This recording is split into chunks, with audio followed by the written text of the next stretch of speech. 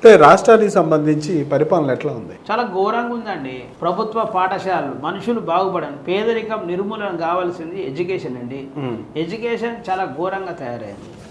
నేనేమంటున్నా 15,000 రూపాయలు సంపాదించే కార్మికులు కూడా ప్రభుత్వ పాఠశాలలో చదివించలేరు అంటే మీరు టీఆర్ఎస్ పాలనకు ఈ కాంగ్రెస్ పాలన భిన్నంగా ఏమున్నట్టు? నీ గవర్నమెంట్లో అయితే చదవద్దు కదా మరి. టీఆర్ఎస్ గవర్నమెంట్లో 15,000కు సంబంధించిన వాడు ప్రైవేట్ స్కూల్లో చదివించింది అనుకుందాం. వాళ్ళ నీ పాలన మంచిగా ఉంటే ఈరోజు నీ పాలన అణగారిన వర్గాల కనుక అభివృద్ధి కోసం అయితే మంచిగా ఉంటే ఇప్పుడు 15,000 సంపాదించే ఒక కార్మికుడు వాళ్ళ పిల్లల్ని ప్రైవేట్ స్కూల్ ఎందుకు చదివించాలి? వాళ్ళ డబ్బులన్నీ ప్రైవేట్ స్కూల్కే పోతున్నాయి కదా. నీ పాలన ఏం మంచిగా ఉన్నట్టు? కాబట్టి 100% ఎడ్యుకేషన్ విషయంలో అయితే అట్టర్ ఫ్లాప్ ఉన్నది కాంగ్రెస్ పార్టీ. ఇక హెల్త్ విషయంలో అక్కడ పోయి చూడండి ఒకసారి. గాంధీ హాస్పిటల్ కానీ, నిమ్స్ హాస్పిటల్ కానీ, లేకపోతే ఉస్మానియా హాస్పిటల్ కానీ కనీసం మనుషులు ఉండే పరిస్థితి కూడా ఉండదండి.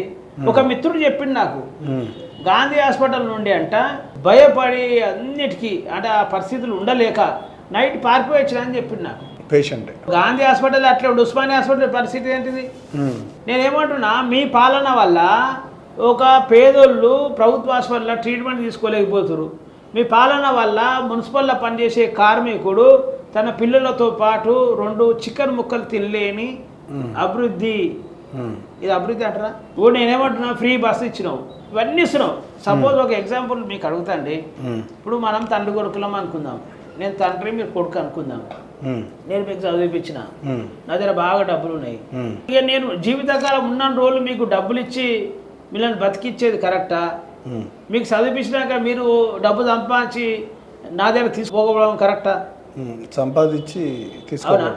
నేను ఏమంటున్నా, నాటి టీడీపీ నుంచి నేటి కాంగ్రెస్ వరకు ఈ సంక్షేమ పథకాలు లబ్ధిదారుల సంఖ్య పెరుగుతుందా తగ్గుతుందా? పెరుగుతూ వస్తుంది. పెరిగితే లబ్ధిదారుల సంఖ్య పెరిగితే అంటే ప్రభుత్వం మీద ఆధారపడే మనుషుల సంఖ్య పెరిగితే అభివృద్ధి పెరుగుతున్నట తగ్గుతున్నట? చెప్పండి ఏది? ఆ సంఖ్య పెరుగుతున్నప్పుడు సంక్షేమ అవసరాలు అవసరం పడుతున్నాయి అంటే అభివృద్ధి తగ్గుతున్నట్టే కదా. మరి మీదేం పాలన అండి? అందుకే గవర్నమెంట్ ఎడ్యుకేషన్, గవర్నమెంట్ హాస్పిటల్, విద్యా వైద్యాన్ని ఫ్రీ ఇస్తే ఈ సంఖ్య అవసరం ఉండదు కదండి.